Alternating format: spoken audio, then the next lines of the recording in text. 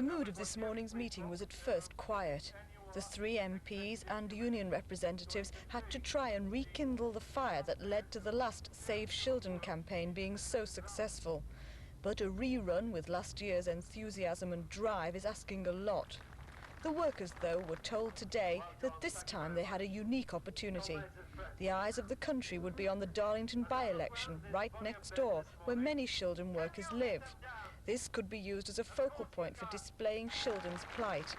And it was suggested that Maggie Thatcher herself and her ministers should visit the area as part of the Tory by-election campaign and see what unemployment would mean.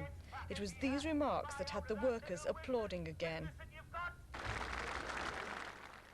I suggested that there'll be, during the Darlington by-election, there'll be a lot of government ministers travelling up here for obvious reasons. And my open invitation to the workforce was to invite them down here and let them explain their policies to the Shildon workforce who are now going to be made redundant. And perhaps that would be an interesting exercise, and I would buy a ticket to come here and listen to it.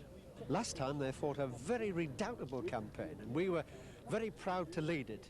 And this is why we've come here this morning, to see whether they've got the stomach, and they've proved this morning they've got the stomach for the fight. Do you think the enthusiasm's there to carry it through a second time? Oh, yes. We'll have to be, there's nothing else. Oh, yes, I've no spur, don't worry about that. We'll win this one. And they're not going to shoot us, not this time. Are you going to fight? Yeah. They'll have another march down to London, we're all going down. British Rail had made it appear that Shildon would have to close. British Rail have decided that they've got to rationalise their railway workshops. There are about 12 right across the country, and Shildon will have to run down because as a result of high investment in new air-braked freight wagons, there is no demand for the kind of traditional freight wagons and equipment that Shildon makes. So it will have to run down. That is the view that British Rail have made clear to me. They, of course, are handling the detail and the management of the closure of their workshops. So there is to be no reprieve?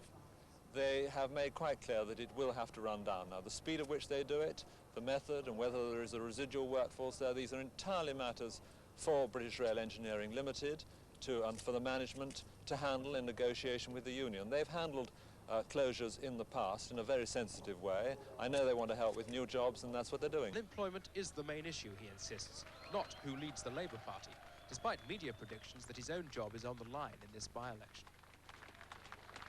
It would be a terrible tragedy if this works was allowed to close, and we in the Labour Party are determined that that shall not happen. As he came out to address workers, I spoke to him. Mr. Foote, what action will you be taking to try and save the Shildon works? You wait till we get to the...